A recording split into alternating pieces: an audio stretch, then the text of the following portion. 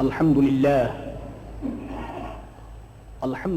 نحمده ونستعينه ونستغفره ونؤمن به ونتوكل عليه ونعوذ بالله من شرور أنفسنا ومن سيئات أعمالنا من يهده الله فلا مضل له ومن يضلل فلا هادي له ونشهد أن لا إله إلا الله وحده لا شريك له ونشهد أن سيدنا ونبينا وشفيعنا وحبيبنا ومولانا محمدا عبده ورسوله أما بعد فأعوذ بالله من الشيطان الرجيم بسم الله الرحمن الرحيم إن الصلاة كانت على المؤمنين كتابا موقوتا صدق الله مولانا العظيم وصدق رسوله النبي الكريم ونحن على ذلك لمن الشاهدين والشاكرين والحمد لله رب العالمين. رسول مکرم، نبی محترم، شفیع معظم حضرت محمد مصطفیٰ صلی اللہ تعالی علیہ وسلم کی بارگاہ بے کس پناہ میں نہایت ہی ادب و احترام کے ساتھ درود و سلام عرض کیجیے.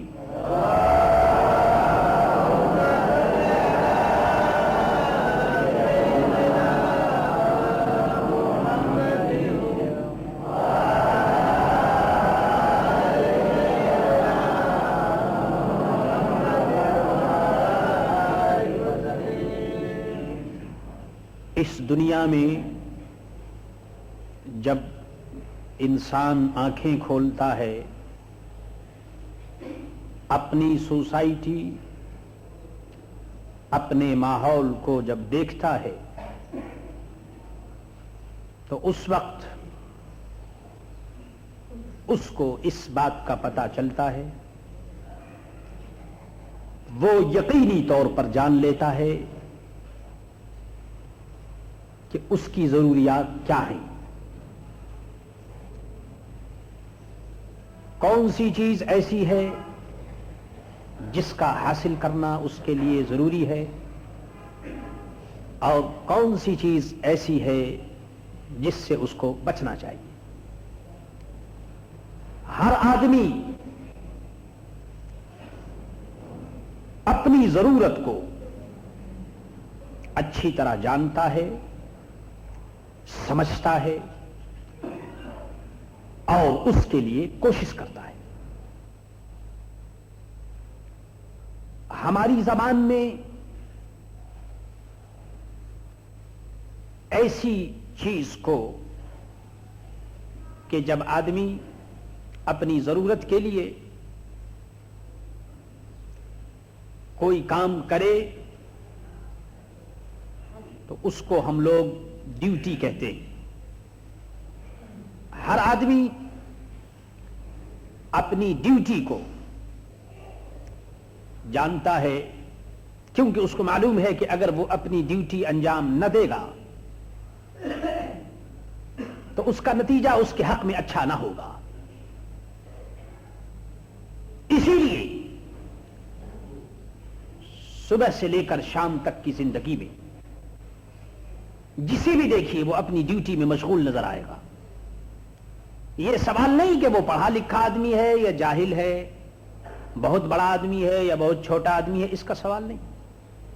ہر آدمی جانتا ہے کہ اگر وہ ڈیوٹی انجام نہ دے گا تو روٹی اور کپڑا، بچوں کی ضروریات، ان کا حاصل کرنا مشکل ہے. پیٹ چاہتا ہے کہ اس کو روٹی ملے، کھانا ملے،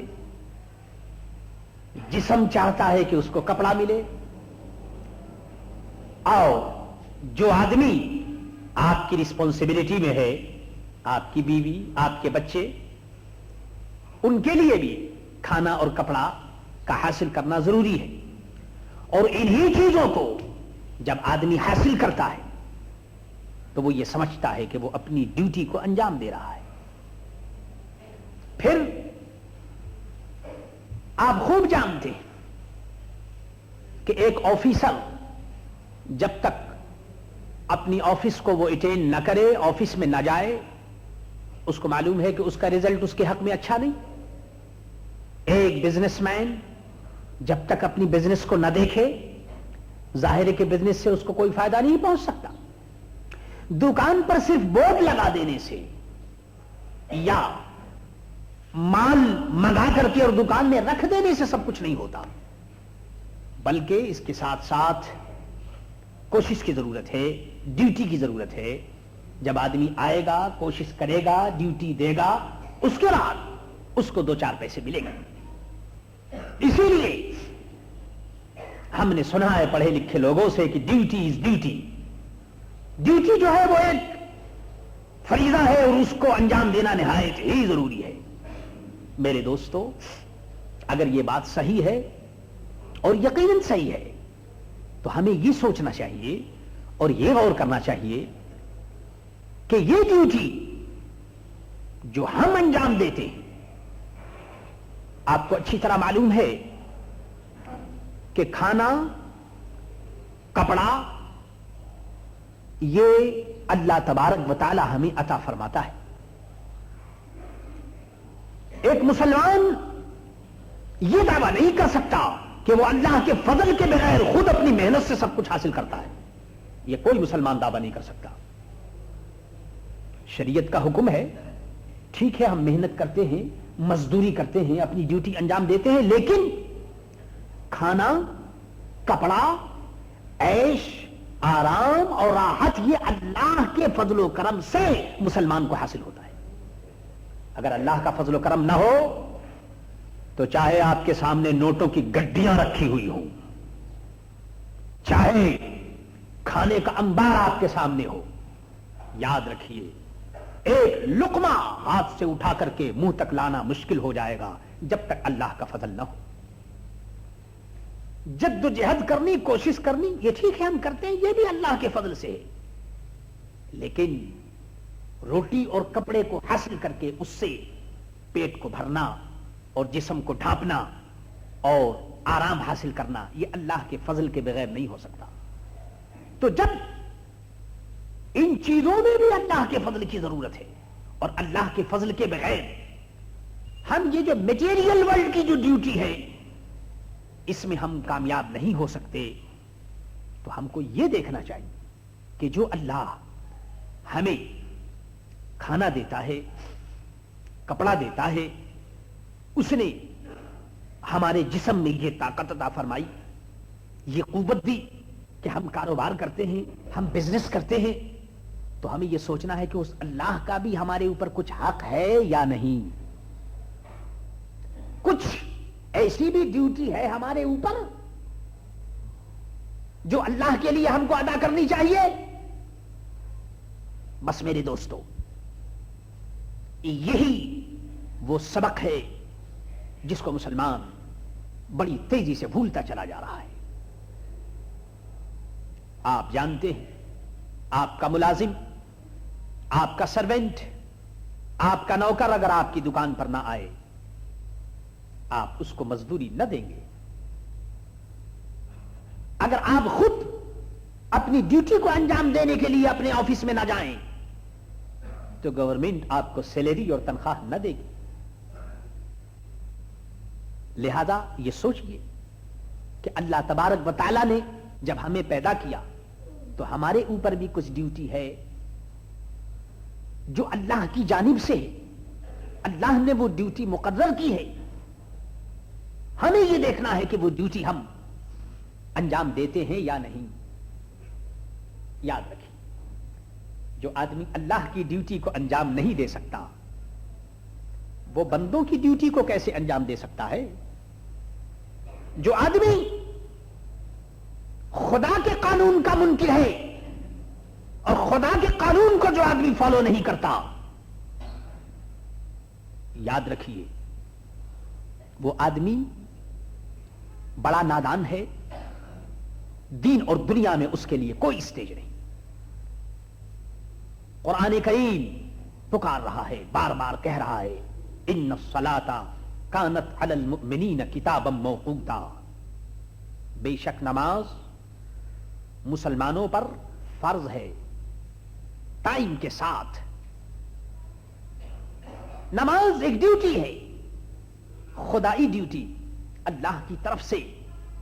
ہر وہ شخص جو لا الہ الا اللہ محمد رسول اللہ پڑھتا ہے اس کے اوپر نماز فرض ہے. کس کا فرض؟ اللہ کا فرض ہے، اللہ کی جانب سے فرض ہے. ہم اس کے بندے.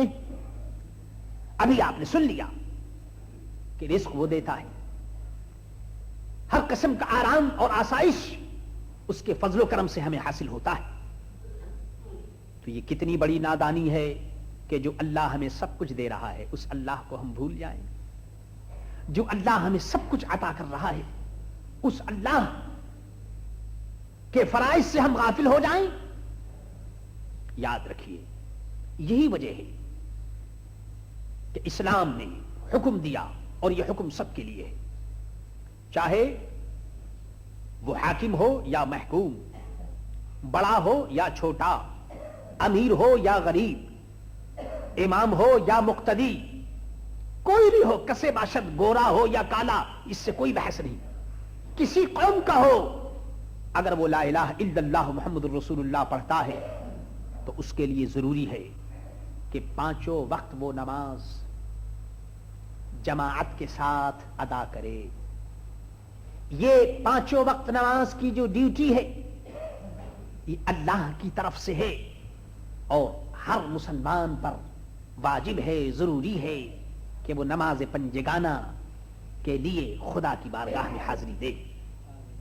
میرے دوستو، آپ سمجھ رہے ہیں، آپ سن رہے ہیں، اور ایک مرتبہ نہیں آپ نے بہت مرتبہ سنا.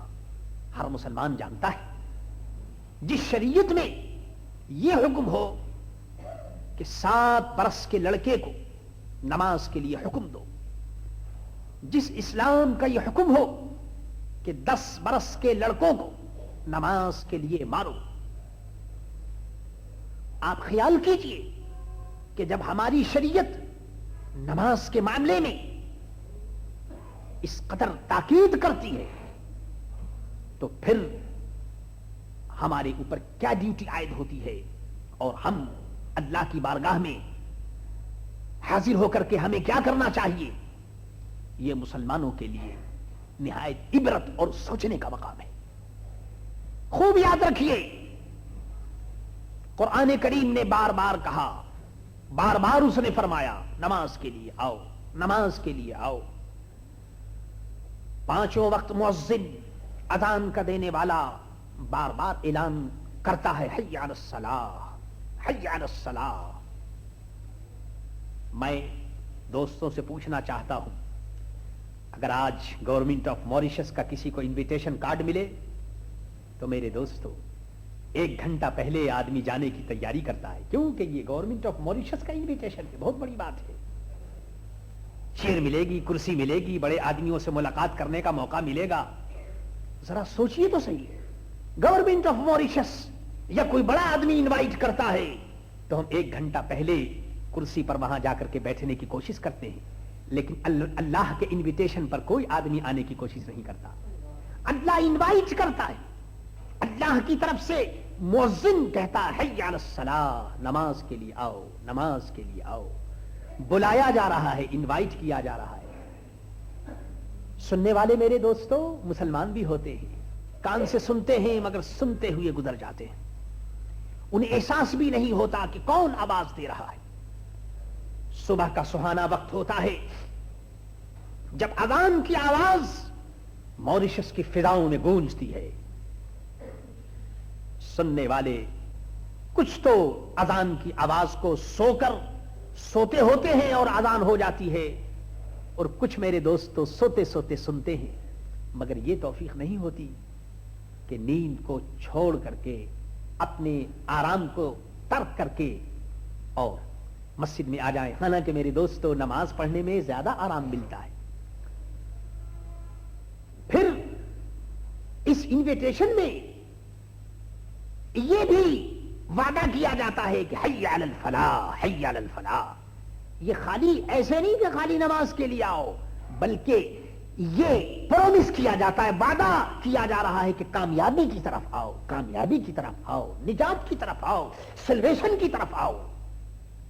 نماز صرف یہ تم سمجھ لو کہ یہ خالی عبادت نہیں، اس کے اندر تمہاری کامیابی بھی ہے، تمہاری صحت بھی ہے، تمہاری تندرستی بھی ہے، تمہاری یونٹی بھی ہے، سب کچھ ہے۔ حی علی الفلاح، حی علی الفلاح، آؤ کامیابی کی طرف آؤ، کامیابی کی طرف آؤ۔ میرے دوستو، اسلام ہمیں کامیابی کی طرف بلا رہا ہے، نماز ہمیں کامیابی کی طرف بلا رہی ہے، لیکن ہم نمازوں کی طرف سے غافل ہیں۔ میرے دوستو، خوب یاد رکھیے، جمعے کی نماز یقیناً بہت بڑی بات ہے، لیکن یہ نہ سمجھ لیجئے کہ خالی جمعے کی نماز ہی فرض ہے اور جمعے کی نماز کے علاوہ اور کوئی فرائض نہیں۔ معاذ اللہ، 5 وقت نماز بھی فرض ہے۔ جمعے کی نماز کے علاوہ 5 وقت نماز میں حاضری بھی ضروری ہے۔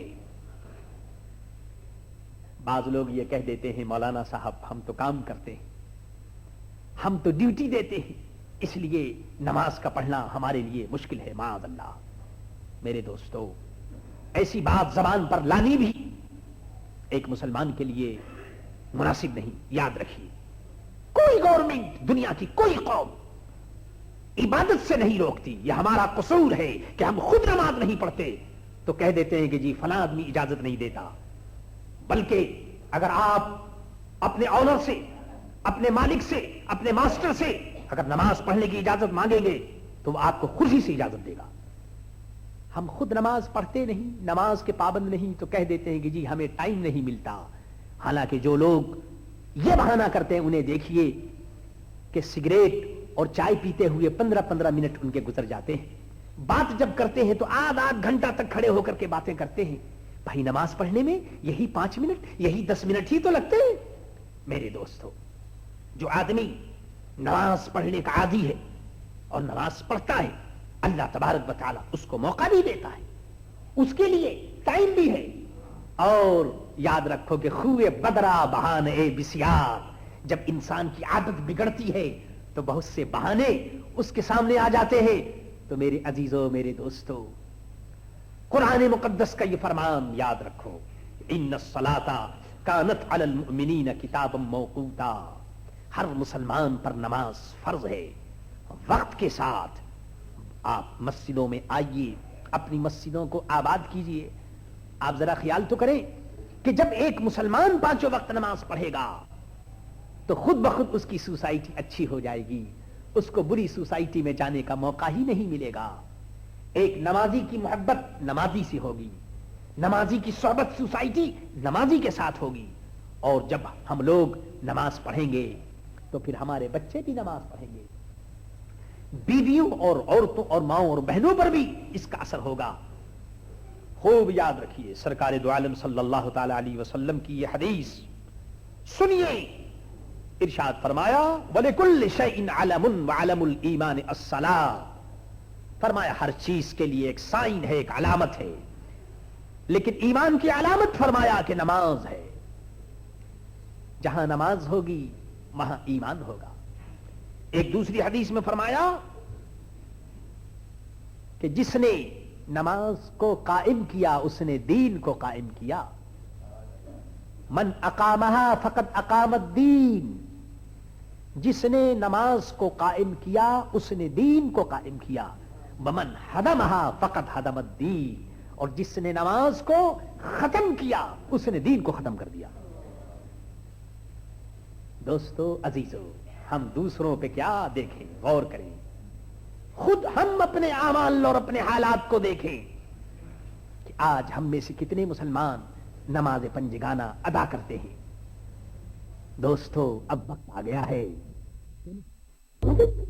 اسلام نے ان کے ماڈل کو توڑ دیا کہ دنیا کے اندر اور دیش میں کوئی فرق نہیں، دنیا کے اندر کالے اور گورے میں کوئی فرق نہیں، دنیا کے اندر امیر اور غریبی کے بھوک کو اسلام نے توڑ کر پھینک دیا۔ میرے عزیز دوستو، اسلام میں وہی اچھا ہے جو اللہ کی نگاہ قدرت میں اچھا ہے۔